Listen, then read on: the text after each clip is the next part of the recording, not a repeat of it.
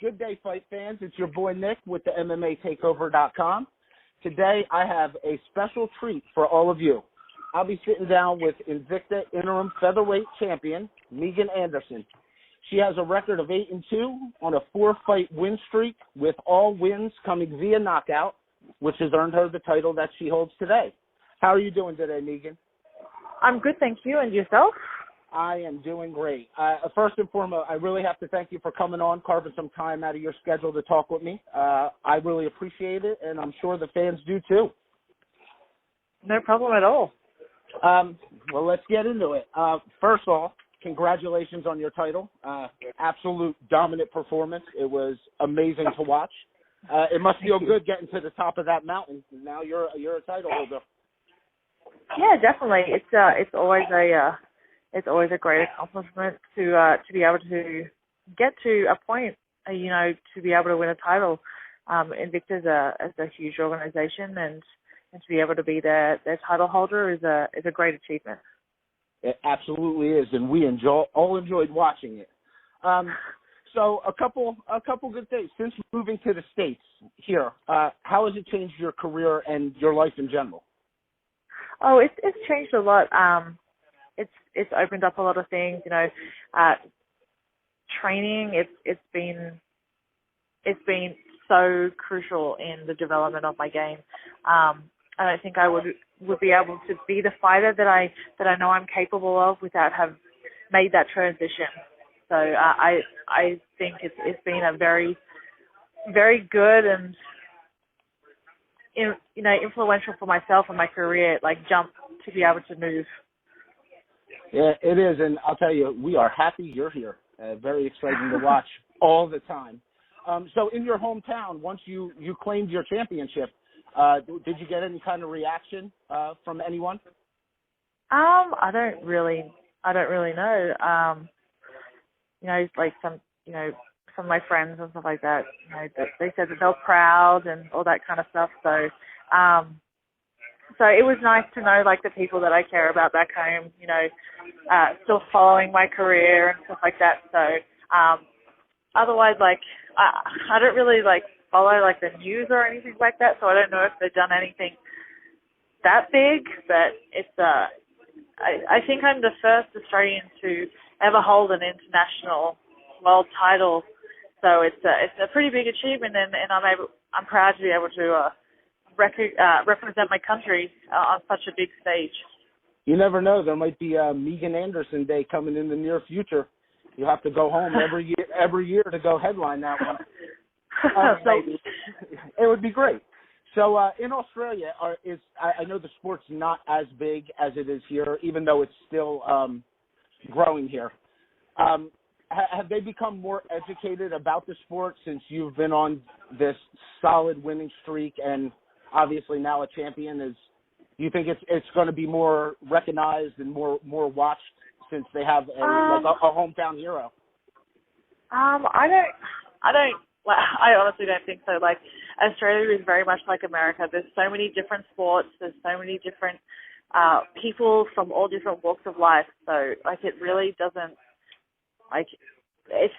MMA is so young in Australia and it's still growing. So I think having people like myself or Robert Whittaker and Mark Hunt and stuff like that, they, with us out there on the international scene, it's just going to keep creating awareness to the sport, and it's just going to keep growing and accepted. So it's still in its infancy in Australia, but I think it's growing. It'll grow. It'll grow just the way it did here and everywhere else. I have no doubt. It's exciting. True unarmed combat is the best way to put it. It's great to watch. So growing up, not many women get to the 6-foot mark. As a child, were you always taller than your peers? I actually wasn't. I was really short. I just had big feet.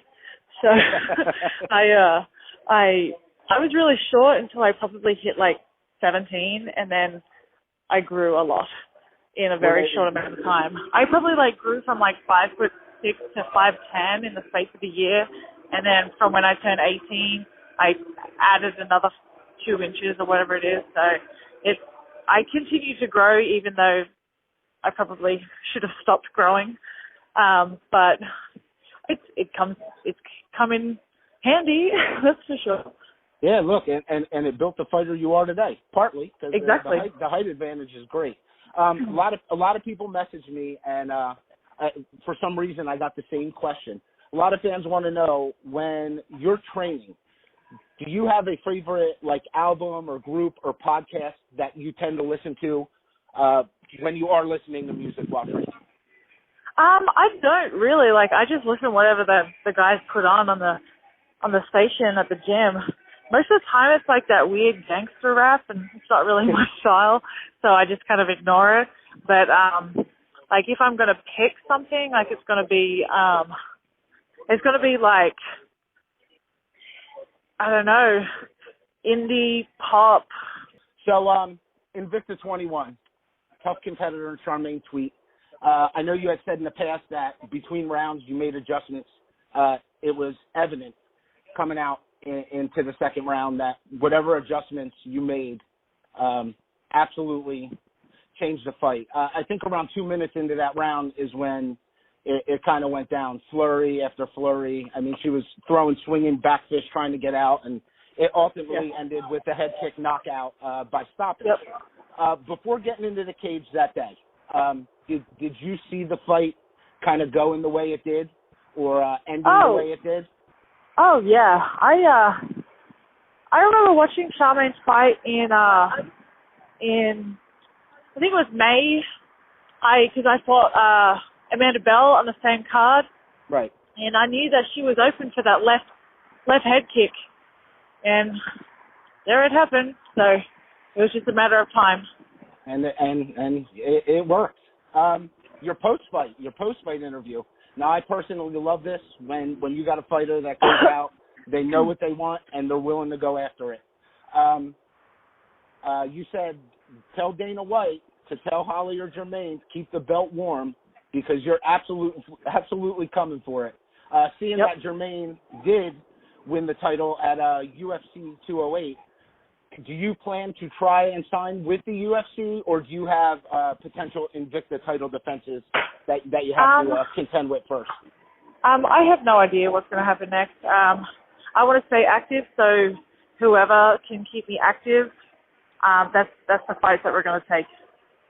Yeah, well, and this next question has to absolutely follow. I mean, your rankings, your records, your performances, they all speak for themselves. It's clear. You don't have to say anything. People could just watch and understand it.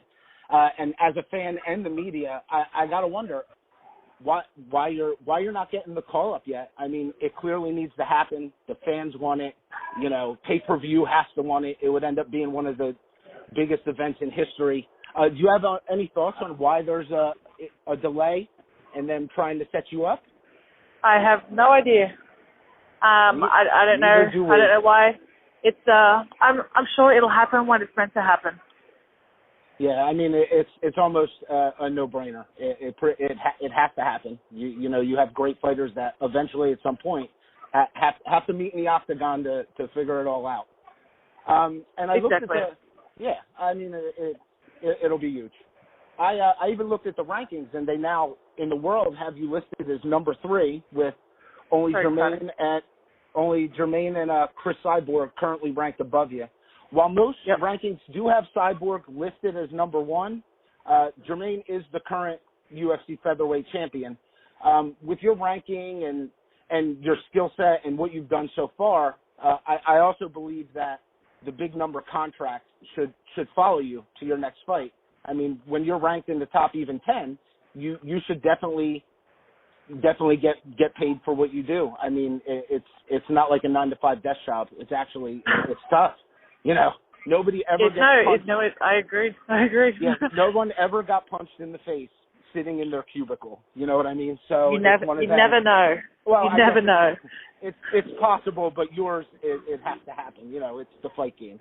So when the call comes, which we all know it will, assuming the contract is fair, which it should be, are you willing to step into the octagon with either one to really solidify your legacy?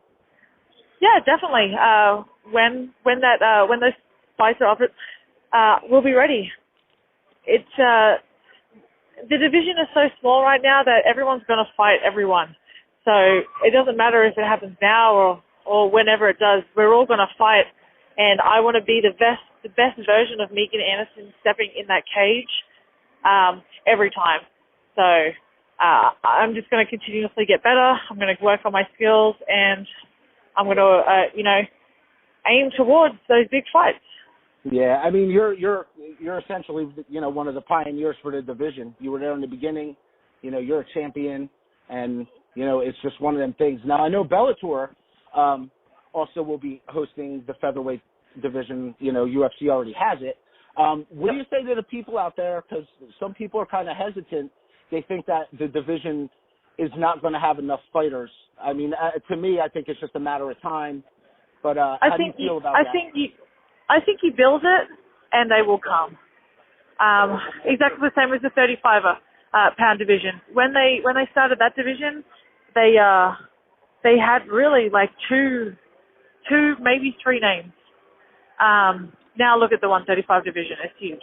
Right. So you build it, they will come. You give us the opportunity to step up on that big stage, and we'll step up. And which you have all done in the past.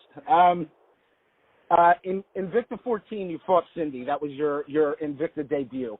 Since that fight, you've progressed unbelievable amounts. Was there any specific changes that you made from that fight that now puts you on this path to a destructive win streak? Yeah, well, I moved across the world. I moved to America, and I started training with James Krause at Glory MMA and Fitness.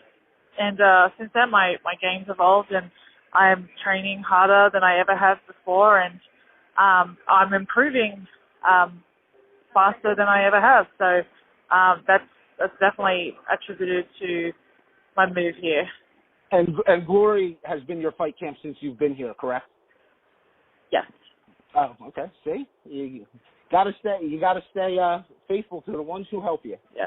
Yeah. So, well, I'm training at Glory, and sometimes I go up to Factory X, okay. Muay Thai under Mark Montoya in Colorado. So I think it just depends on if I'm in fight camp, if I'm not, that kind of stuff. So I'm actually going up there with Zach Cummings next week to do some training. So I'm excited for that. Yeah, that's a great thing. So do you think it would be a good idea for Invicta and UFC to team up and possibly do a season of The Ultimate Fighter in the featherweight division to promote the new division? I think that they should. But, who knows what they're going to do. I think it would be a good opportunity, not just for people in the UFC or Invicta, but for girls who aren't signed to those promotions to step up and put their hand up and say, yeah, like, I want a shot at this too. I think, I think that they should actually do half and half with half featherweights, half flyweights, and introduce both divisions. I think us females deserve to have more divisions than they do, and I think now is the time to start implementing them. Never ever a better time than the present. So actually, last year you had quite a bit of fights, working your way up to the title. Do you see yourself having as many fights this year, or are you kind of, if it comes to me, I'll get in the camp and I'll take the fight? I'm not too sure. I would like to stay active. I'd like to have at least 3 fights this year. Every fighter wants to stay active. I don't want to have 1 fight per year. I want to fight more than that. So hopefully I can stay as active this year as I did last year. Oh, all right. And the big what-if question, just to see, in your opinion, who do you see Chris Cyborg fighting next, and under what promotion? If you had to take a guess.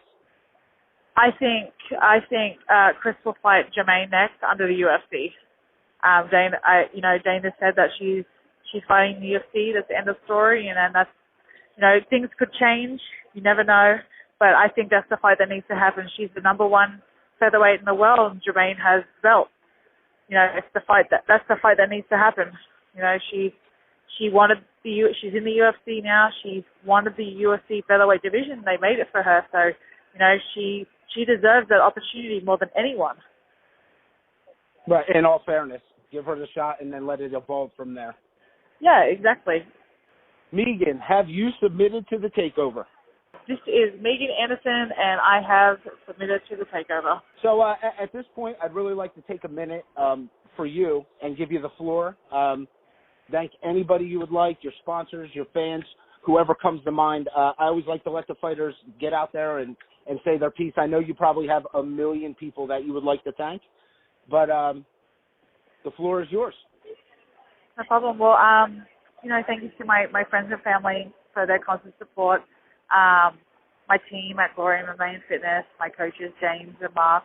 My management paradigm, my sponsors, Girl Clothing, Rennie Russell, Rennie's Finest Sport. He puts my body back into place every week.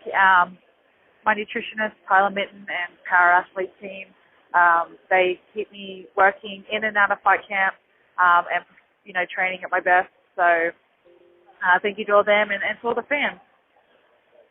Yeah, you have a huge fan base. Like I said, I've been contacted like crazy since this interview kind of came about. So for me, I'd like to thank everybody that tuned in to listen. I hope you had as much fun as I did. I'd like to thank Megan for joining us today, carving some time out of her schedule to sit down for a little bit. No Don't forget to give her a follow on Twitter at Megan _MMA for all the latest news that's going on with her. I know she posts on there a lot. I'm an avid follower as well. You can follow me. You do well. Your updates are good. You can follow me. You can follow me on Twitter at NREMTB. Also, if you'd like the best MMA news, interviews, and information, follow my guys at the MMA Takeover on Twitter. Check us out on Facebook, the MMA Takeover, or on the web, the MMATakeover.com. I'd also like to give a quick shout out to two of my good friends that helped me along the way to get here. Steven over at Cage Side Submissions Podcast, and my man Evil Eddie over at Pure Evil MMA. Please do yourself a favor and give them a look. They both run excellent podcasts. As for me, signing off, it's Nick Portella with the MMA Takeover.